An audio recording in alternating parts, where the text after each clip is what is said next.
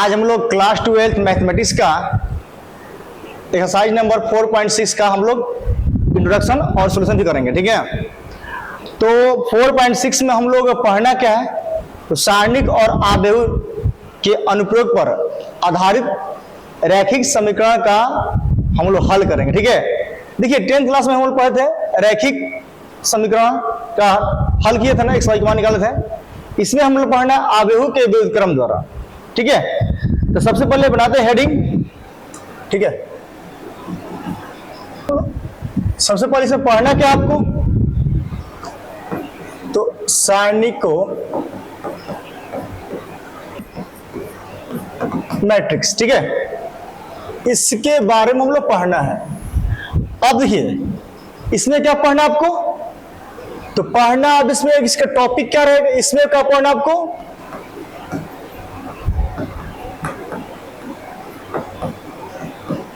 व्युत्क्रम द्वारा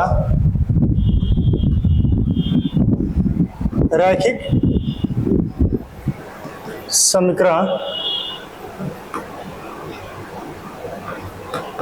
के निकाय का हल। देखिए आप 10th क्लास में पढ़े थे रैखिक समीकरण का हल किए थे आप लोग ना, एक्स वाई के मान निकाले थे, नहीं था आप लोग। देखिए a1x प्लस b1y बराबर c1, a2x प्लस b2y बराबर c2, मतलब कि इसे ना 2x प्लस 3y बराबर 5, x माइनस 2y बराबर 1। तो इसको हल करके हम लोग x और y का मान निकाले थे, याद है, याद होगा आप लोग को। तो ठीक इस पर इसमें आपको उसमें विलोपन प्रक्रिया यूज किए होंगे, प्रतिस्थापन किए होंगे, ब्रजग्रहण किए होंगे, उस तरह से हम लोग एक्स वाई का मान निकाले थे। बस इसमें आपको करना है क्या, उस नियम को यूज नहीं करना है, इसमें आपको आव्यूह और सारणिक का यूज करना है। ठीक ना, मतलब इसमें कि आप आव्यूह के व्युत्क्रम की प्रक्रिया द्वारा आपका एक्स वाई का वैल्यू निकालना है।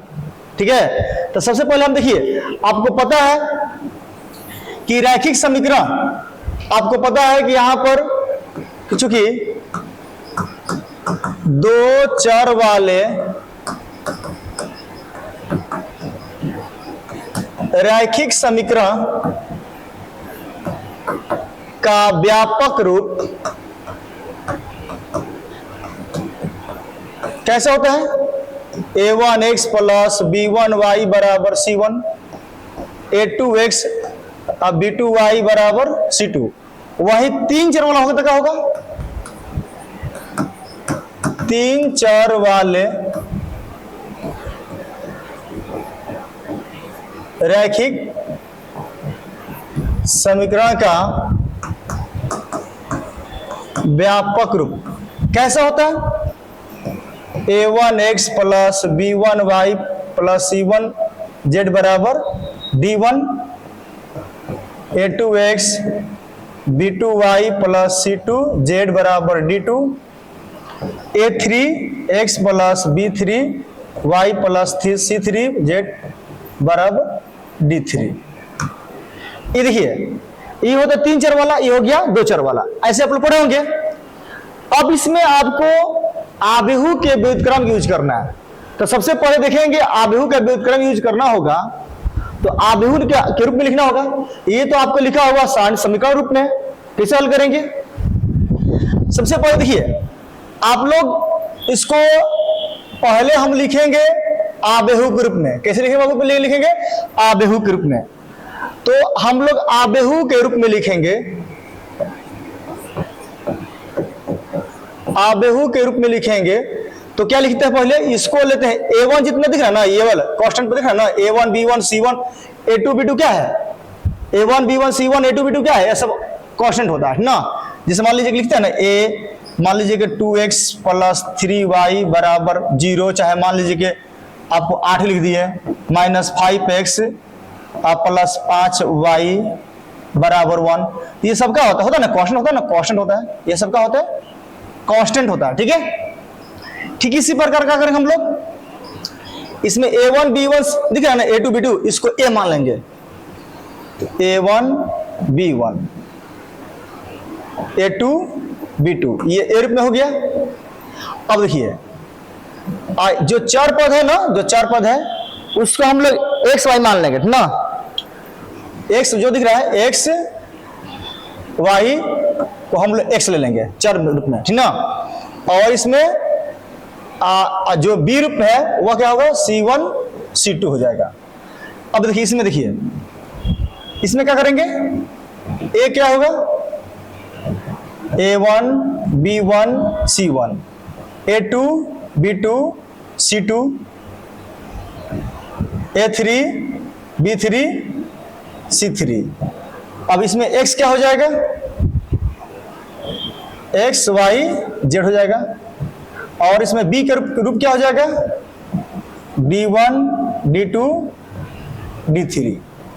अब देखिए इस ग्रुप में हम लिख लेंगे। और आप सोचेंगे सर कि आप सोचते होंगे कि ऐसे कैसे हो गया भाई। देखिए ऐसे कैसे, देखिए a में x गुना करेंगे अब बराबर b करेंगे तो फिर हमको ये बतिया आ जाएगा। अब बोले कैसे, अब a में a, देखिए a को मानेंगे क्वेश्चन जो होता है A1 B1 C1 A2, A1 B1 A2 B2। x मान लेंगे x y चार पद वाला, जो बराबर वाला उधर ना तुलना किया है उसको हम b मान लेंगे C1 C2, ठीक है। ठीक, उसमें तीन, ये क्या है 3/3 में रूप में है, A2/2 रूप में है, ठीक है। अब बोलेंगे सर कि आपस में हम क्या a में x गुना करेंगे अब b का तुलना कर देंगे तो क्या आ जाएगा, तो हाँ आ जाएगा। देखिए थोड़ा सा आपको दिखा रहे हैं कैसे आ जाएगा, यहां देखिए वही है ना। उसके बाद देखिए, उसके बाद बताएंगे क्यों ऐसा हम लिखे हैं। देखिए क्यों ऐसा लिखे हैं, a में x गुना कीजिए बराबर b आ जाएगा। a क्या है A1 B1 A2 B2, x क्या है x y, अब बराबर b क्या है C1 C2 करेंगे। गुना का रूल होता है ना, ऐसे गुना इसमें गुना करते हैं ना, करते हैं। देखिए तो क्या होगा A1 x जोड़ का जो होता है जोड़, अब फिर क्या होगा B1 y, ठीक है। फिर इसमें गुना करेंगे, फिर इसमें गुना करेंगे तो क्या होगा A2 x plus B2 y। अब देखिए हो गया, अब बराबर क्या है C1 C2। अब बताइए जब आबेहू का हम क्या करेंगे, समानता रूल करेंगे तो इसके बराबर ये नहीं आ जाएगा, देखिए तो, और इसके बराबर ये नहीं आ जाएगा, देखिए तो, समझे। तो हम इसको हम इस ग्रुप में लिख सकते हैं, इसको हम इस ग्रुप में लिख सकते हैं। क्यों लिख रहे हैं, एक्स वाई का मान ज्ञात करने के लिए। आप लोग एक्स वाई का मान निकाल सकते हैं समीकरण 1 समीकरण 2 मानकर, बट 10th वाला रूल फॉलो नहीं करना है। इसमें आपको आता है कि इसमें कहता है कि आबेहू के व्युत्क्रम से रैखिक समीकरण निकाय का हल करना है, ठीक है। अब एक बात और बता रहे हैं, ठीक है। अब देखिए एक बात इसमें और क्या है, जो भी इसमें देखिए एक आप लोग आगे बढ़ेंगे चैप्टर में बढ़ेंगे, आप लोग एक्सरसाइज में बढ़ोगे तो देखिएगा उसमें लिखा है कि कौन सा रैखिक समीकरण संगत है और कौन सा असंगत है। तो अब हम अभी बता रहे हैं कि संगत किसको बोलेंगे, कौन सा निकाय समीकरण संगत होगा, कौन सा निकाय समीकरण असंगत होगा। जैसे मान लीजिए कि इसका है ना, ये दिख रहा है ना, ए दिख रहा है ना आपको, ए दिख रहा है। इसी ए का यदि हम सारणी का मान निकालेंगे, देखिए इस ए के सारणी का मान निकालेंगे और सारणी का मान लीजिए 0 आ गया, क्या हो गया, इस सारणी का मान कितना आ गया 0 आ गया। तो ये क्या बोलेंगे कि यह समीकरण निकाय क्या है, असंगत है, क्या है असंगत है, ठीक। और वही मान लीजिए कि इसका नॉट इक्वल टू 0 आ गया, क्या आ गया, इसका नहीं, हम इसमें से ए का मान निकाल गया और उसका सारणी का मान निकालेंगे और उस टाइम देखेंगे कि सारणी का मान 0 आ रहा है कि नहीं। जब 0 आएगा तो क्या बोलेंगे, यह समीकरण निकाय क्या है, असंगत है। और ये जब 0 नहीं आएगा तो क्या बोलेंगे, समीकरण निकाय क्या है, संगत है। और 0 आएगा तो असंगत और 0 नहीं आएगा तो संगत, ठीक है। ये ध्यान देना, आपको क्वेश्चन लिखा हुआ 1 से लेकर 6 तक जो क्वेश्चन है उसमें लिखा है कि कौन समीकरण निकाय संगत है, कौन समीकरण निकाय असंगत है, ठीक है ना। तो संगत के लिए इस समीकरण निकाय से हम लोग ए का मान निकाल देंगे, अभी ए का मान, और ए का मान निकाल के उसका सारणी का मान निकालेंगे, सारणी का मान ए 0 आ जाएगा तो बोलेंगे असंगत, 0 नहीं आएगा तो संगत, ठीक है। तो चलिए आप लोग इसका आगे बढ़ते हैं, संगत असंगत समझ गए। अब चलिए अब इसको हल करने की विधि क्या है। सबसे बढ़िया बात है कि मान लीजिए कि इस समीकरण निकाय को मान लीजिए कि 2 चर रूप में रहेगा चाहे 3 चर रूप में रहेगा, तो समीकरण निकाय को हल करने के लिए होता क्या है, तो हल करने की भी देखिए, हल करने की विधि जो होती है वो होती है, देखिए ए एक्स बराबर तो बी मिल गया, एक्स बराबर क्या मिल गया बी। अब इस एक्स को इस फॉर्म में लिखेंगे, A inverse into B form में लिखेंगे। तो अब लिखने के बाद यहां से आप एक्स वाई का मान निकाल सकते हैं, ए इनवर्स इंटू बी। अब ए इनवर्स कहां से आएगा, ये जो दिख रहा है ना, इस आव्यूह का हम लोग व्युत्क्रम निकालेंगे।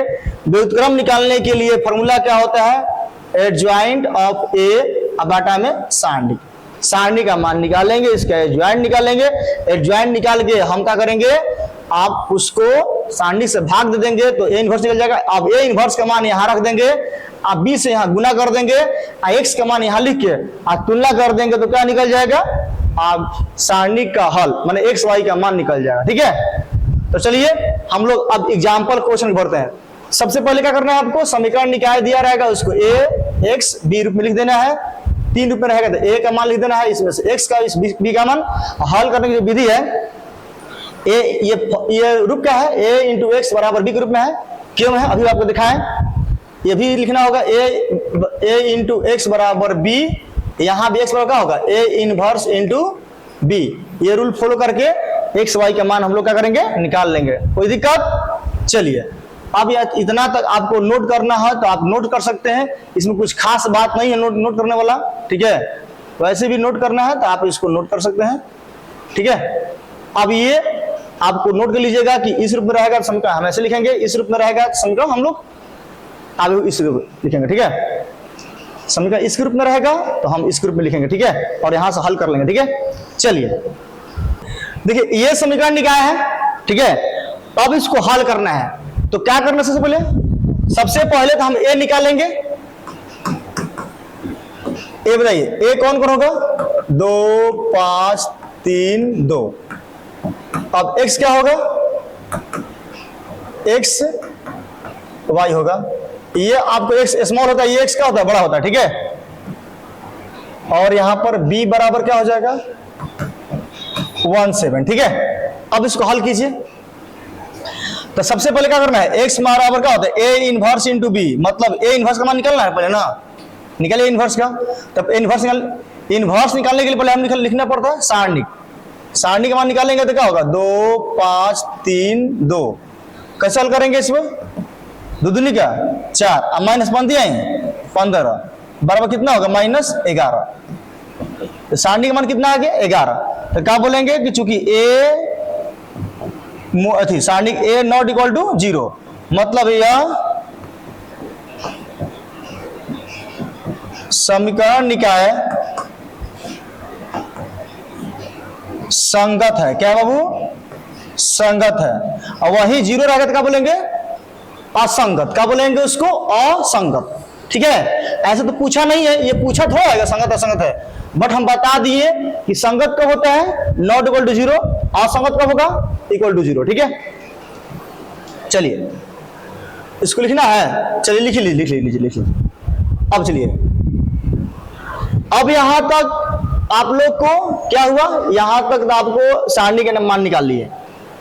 अब सेकेंड स्टेप में करना क्या है, आपको करना है कि आपको पहले निकालना है सखंड।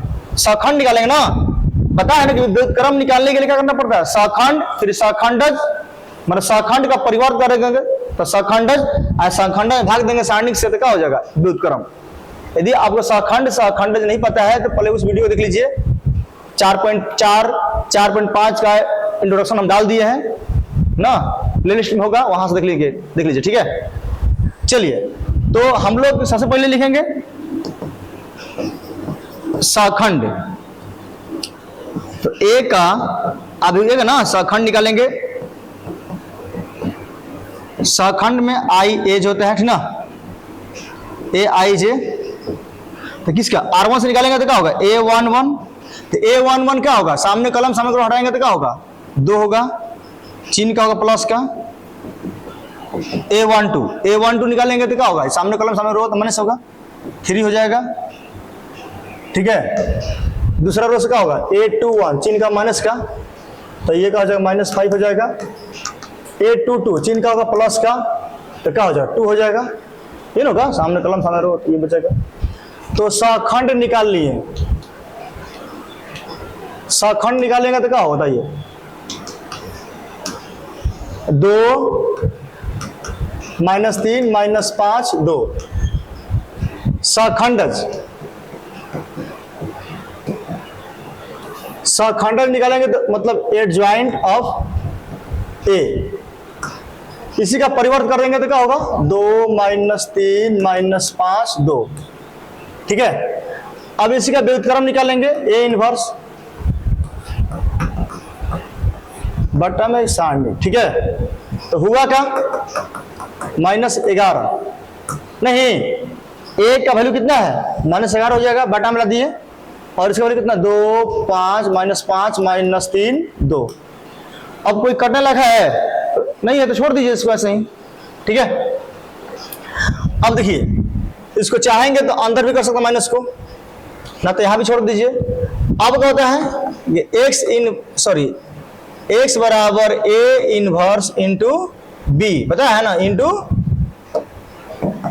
बी बताया है। ठीक, तो क्या करोगे, इसका मान 1 बटा इतना है, 2 -5 -3 2, गुना कर दीजिए कितना से, बी से, बी का वैल्यू कितना है, बी का वैल्यू 1 7, तो माइनस इसका वैल्यू कितना है x y। ठीक है, गुना कीजिए तो क्या होगा, 2 हो जाएगा, और 7 5 35, अब प्लस माइनस माइनस ये हो जाएगा 35, अब -3 क्या हो जाएगा, -3 चिन्ह का होता प्लस का, 17 का कितना हो जाएगा, हाँ सॉरी 7 दूनी का 14, 7 दूनी का कितना होगा 14 प्लस। अब बताइए कितना आ गया, तो अब देखिए यहां पर, देखिए यहां पर थोड़ा सा इसको इधर करें, यहां इसको इधर करते हैं। ठीक है, अब देखिए यहां पर देखिए एक्स वाई है ना, एक्स वाई तो -1 बटा 11 है, गुना कर यहाँ पर क्या होगा, -33 होगा, -33 यही क्या होगा, ये हो जाएगा 11, कितना हो जाएगा ना, -3 है प्लस 14 तो प्लस 11, भागा देंगे तो क्या हो जाएगा, सर गुना करेंगे ना, बटा -1 बटा 11 से तो कितना होगा, माइनस कट जाएगा, तो ये होगा 3, ये होगा -1, ये क्या हो जाएगा 3 हो जाएगा, -1, तो एक्स वाई का वैल्यू तो लिख देंगे, चूंकि आबेहू के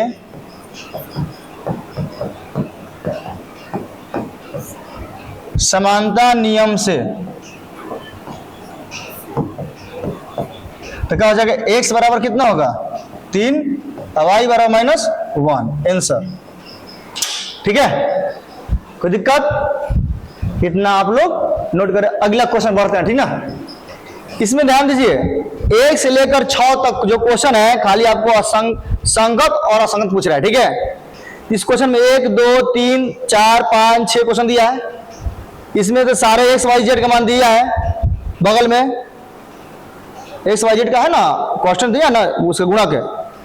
हाँ देखिए थोड़ा सा 5वां क्वेश्चन जो है ना, थोड़ा सा इधर झील फिला दिया है, तो उसको बना दे रहे हैं, और सारे क्वेश्चन बनाना है, सारणी का मान निकाल के संगत असंगत चेक कर लेना है। तो 5वां जो क्वेश्चन दिया है थोड़ा देख लीजिए। ठीक है, नंबर 3 है, ठीक ना। अब देखिए इसमें कहीं x नहीं है तो कहीं y नहीं है, तो मान लीजिए कि आबेहू का व्युत्क्रम निकालना होगा, तब सबसे पहले 2/2 या 3/3 कोटि के रूप में हमको लिखना पड़ेगा आबेहू। अब जहां नहीं है तो वहां पर लगाना पड़ेगा 0। देखिए 3x - 2z बराबर 2 हो जाएगा, यहाँ x नहीं है तो क्या करें 0x लिख देंगे, प्लस 2y हो जाएगा, -0 बराबर कितना -1 हो जाएगा, 3x - 5y प्लस 0z बराबर क्या होगा 3 हो जाएगा। ठीक है, क्योंकि इसमें z नहीं था 0 लगाना पड़ा हमको। अब देखिए a क्या हो जाएगा 3 - 1 - 2 0 2 - 1 3 - 5 0, x क्या हो जाएगा x y z, b बराबर क्या हो जाएगा 2 - 1 3। ठीक है, अब चलिए देखिए अब इसका सारणी का मान निकालेंगे हम लोग। तो सारणी का मान निकालना होगा ना, क्योंकि इससे मतलब वो क्या है, कोई मतलब नहीं है। संगत असंगत के लिए इसका मतलब क्या है, तो इसे सारणी का मान निकालिए तो कितना हो जाएगा 3 लेंगे तो ये क्या हो जाएगा, हम R1 से हल कर रहे हैं, ठीक है। तो 3 लेंगे तो क्या होगा, सामने कॉलम सामने को हट जाएगा तो 2 -1 -5 0 हो जाएगा। चिन्ह क्या होता है, माइनस होता है चिन्ह, बगल में तो क्या दिया है, दिया ना माइनस, तो माइनस में क्या होगा, प्लस हो जाएगा। सामने कॉलम सामने करो तो 0 3 -1 0, चिन्ह क्या होता है प्लस, बट चिन्ह क्या दिया है माइनस, माइनस माइनस प्लस क्या हो जाएगा माइनस 2 हो जाएगा, कॉलम रो हट जाएगा तो 2 0 3 -5। अब हल करो, ये 0 होगा, चिन्ह का होता है minus, minus plus plus minus minus plus plus minus minus हो जाएगा, ये 0 हो जाएगा, +3 हो जाएगा, -2, ये क्या हो जाएगा, देखिए 0 होगा -6 हो जाएगा। अब देखिए पंक्ति कितना हो गया 15, ठीक है, माइनस में होगा 15 ना। यहाँ देखिए ये 3 और 3 दूनी का 6 दूनी का 12, माइनस में प्लस हो जाएगा, ये कितना होगा -15 और +15, तो कितना होगा 0 आ गया। सारणी का मान कितना आ गया 0, तो क्या बोलेंगे, अतः यह समीकरण निकाय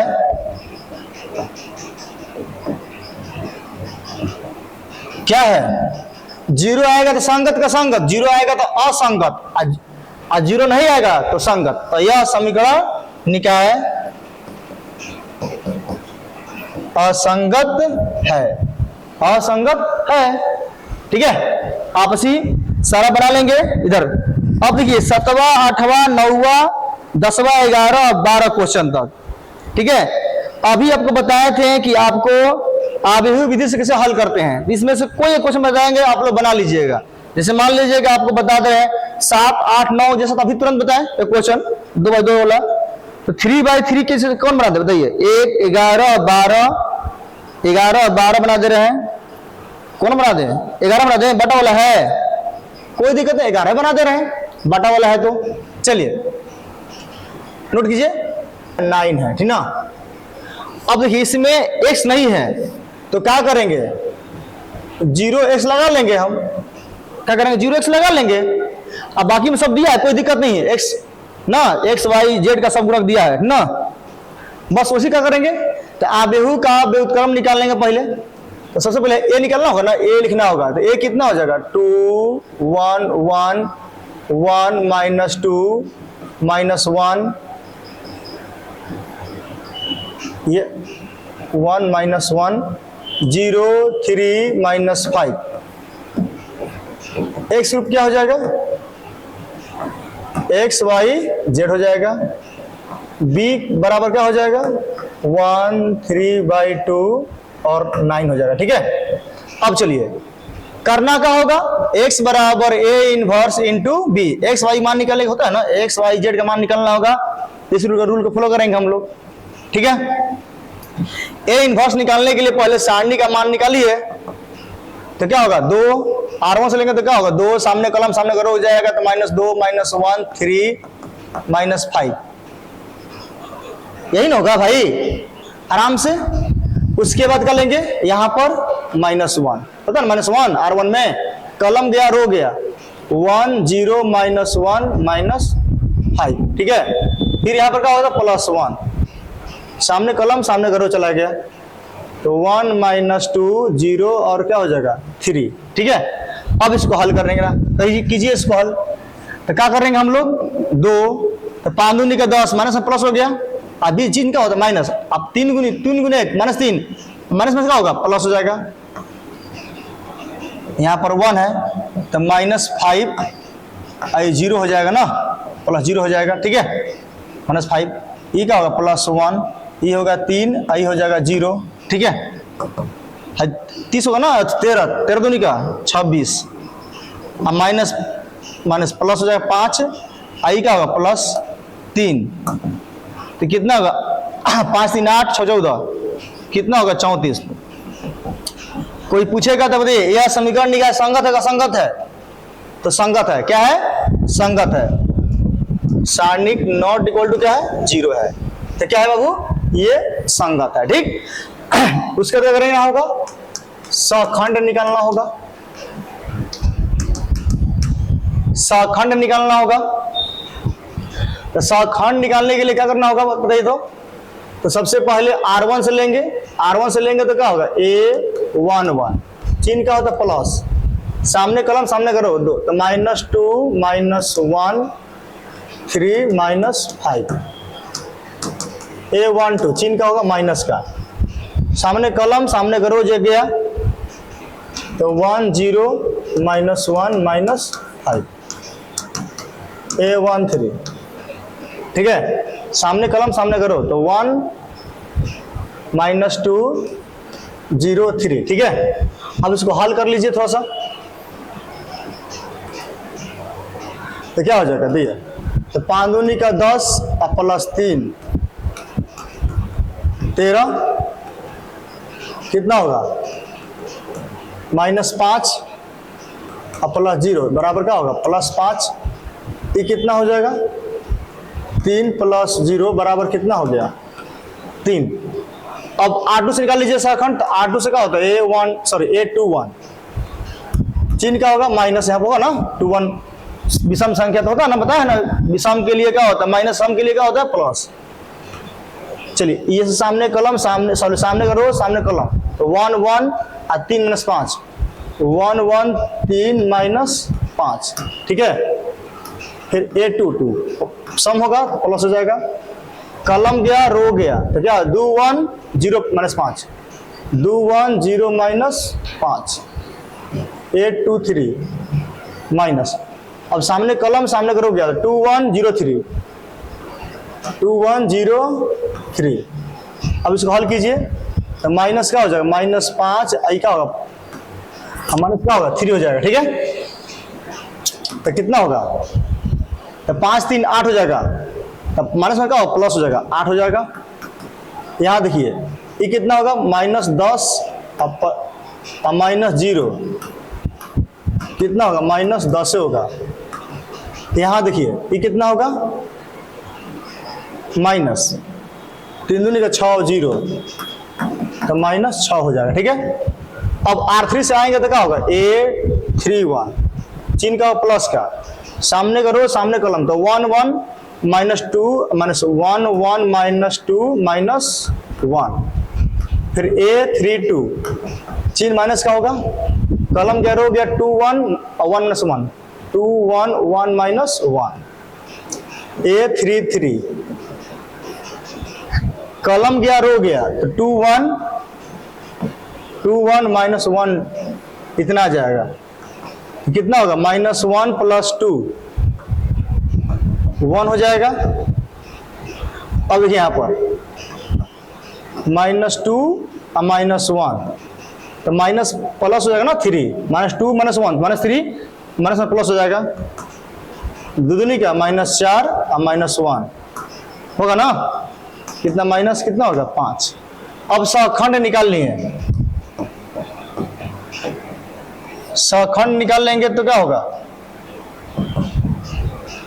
सखंड निकालिए, उसे सखंड निकाल लीजिएगा तो क्या, तो 13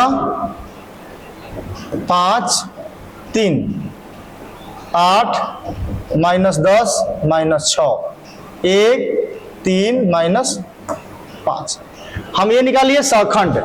अब इसी का क्या करेंगे हम परिवर्त कर देंगे तो क्या निकलना है सखंड। चलिए इतना नोट कर लीजिए, इसको आगे बढ़ाते हैं, ठीक है। याद रखिएगा 34 आया था ना, तो सखंडज क्या हो जाएगा,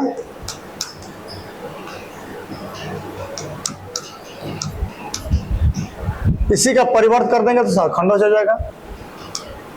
परिवर्त के 13 5 3 8 -10 -6 1 3 -5, ठीक है। अब इसी का कर देंगे व्युत्क्रम निकाल देंगे, एडजॉइंट ऑफ ए बटा में क्या होता है सारणिक, एडजॉइंट ऑफ ए बटा में क्या होता है सारणिक। अब इसी का सारणिक निकालना है भाई, तो कितना 1 बटा क्या हो जाएगा 34, 1 बटा कितना हो जाएगा 34 है ना 34। 13 8 1 5 माइनस 10 3 3 माइनस 6 अब क्या हो जाएगा -5। बस अब इसमें आपको इनवर्स निकल गया। चाहिएगा आपको x बराबर a inverse into B. x का मान कितना x y z है। 1 बटा क्या होगा 34 13 8 1 5 माइनस 10 3 3 माइनस 6 माइनस 5 कितना b का मान वो कितना था देखिए तो b का मान कितना था 1 3 बटा 2 9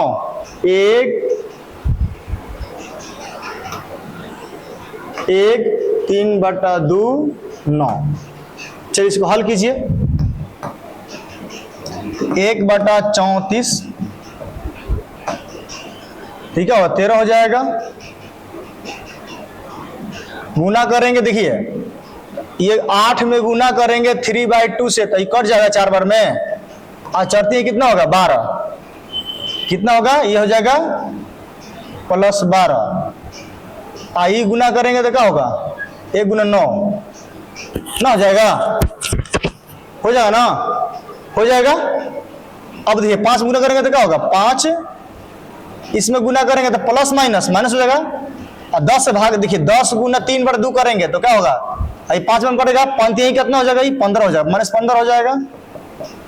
जोड़ 9 कितना हो जाएगा 27 3 से गुना कीजिए कितना होगा 3 होगा ना 3 इसमें गुना करेंगे तो क्या होगा 3 दूनी का 6 3 से भाग 3 से कट जाएगा और 3 का 9 -9 हो जाएगा और प्लस और 9 बचे 45 माइनस होगा ना प्लस माइनस माइनस।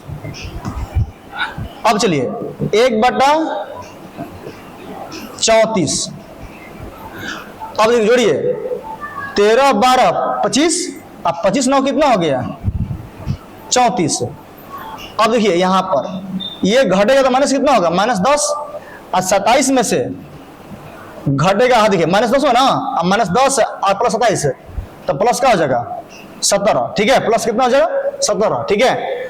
अब इसको देखिए ये क्या हो जाएगा 45 को 9 को तो -54 को और -54 को में से 3 को प्लस कर देंगे तो माइनस कितना हो जाएगा 51 को ठीक है -51 हो जाएगा।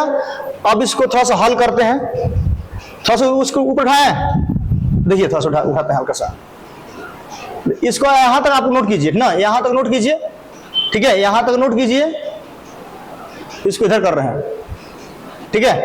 अब देखिए तो क्या है x y z है ना भाई 1 बटा कितना है 34 तो कितने देखिए अब इसको हम क्या करेंगे गुना करेंगे ना 1 बटा से तो कितना आएगा तो कितना आएगा गुना कीजिए ये कट जाएगा 1 बार में ये आपको आ जाएगा 1 बटा 2 आ जाएगा 1 बटा 2 आ जाएगा नहीं आ जाएगा इसका भागा दीजिए क्या होता है माइनस नहीं यहां पर आएगा यही बटा में आएगा 17 दूनी 34 17 51 -3 बटा 2 आएगा ना। तो यहां पर लिखेंगे क्योंकि आबेहू के समानता नियम से x का मान कितना आएगा 1 y का मान कितना आएगा 1 बटा 2 और z का मान कितना आएगा -3/2 यही आपका क्या हो जाएगा आंसर हो जाएगा ठीक है।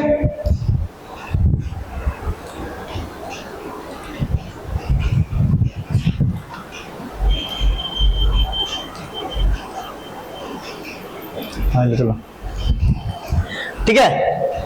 तो अब देखते हैं हम लोग आगे क्वेश्चन सब 13 14 से बन जाएगा। देखिए 15 में आपको थोड़ा सा भुलवाया है देखिए 15 में क्या किया देखिए 15 क्वेश्चन जो दिया देखिए आपको a का मान पहले दे दिया है और लगता है कि ये कुछ अलग टाइप है कुछ अलग नहीं देखिए 2 है -3 है और 5 है और 3 है 2 है और -4 है 1 1 -2 है और देखिए यहां पर इक्वेशन दिया है 2x बराबर -3 है अब देखिए, अब इसी को कह रहा है ना कि यहां से वो कह रहा है, देखिए कह रहा है कि ए इनवर्स का आप ज्ञात कीजिए और उसको समीकरण का हल कीजिए। तो बताइए, चीज तो वही है, आप इसको ए निकालिएगा तो 2 - 3 + 5 2 सॉरी 3 ना 3 + 2 - 4 1 1 - 2। एक्स का मान क्या हो जाएगा वही एक्स वाई जेड। अब बी का मान हो जाएगा क्या 11 - 5 11 - 5 - 3। तो अब देखिए इहे वाला वैल्यू यहाँ पर दिया है, देखिए तो है ना, है आपको भुलवा दिया, पहले आपको ए निकाल दिया है, अगर ए इनवर्स निकालिए तो बताइए बहुराहन बना रहा जी, आपको हल करना होगा तो हमको खुद ए इनवर्स निकालना पड़ेगा, इनवर्स निकालना पड़ेगा। तो आप इनवर्स निकाल लीजिएगा, 20 से गुना कर दीजिएगा, फिर हल हो जाएगा समीकरण, कोई दिक्कत ना दिक्कत। चलिए इसको नोट कीजिए। लास्ट क्वेश्चन दिया है 16 नंबर, प्याज गेहूं चावल का मूल्य दिया है ना। तो क्या करेंगे, आपको देखिए सबसे पहले देखिए क्या करना, क्या है 16 में 4 केजी प्याज, 3 केजी गेहूं और 2 किलो चावल का मूल्य कितना है 60 रुपया। कितना है 60 रुपया। और 2 केजी प्याज, 4 केजी गेहूं का 6 केजी चावल का मूल्य 90 रुपया। फिर दिया 6 किलो प्याज, 2 केजी गेहूं और 3 केजी चावल का मूल्य 70 रुपया है। आप विधि से हल करना है, एक्स वाई का मान निकालना है। तो मान लीजिए माना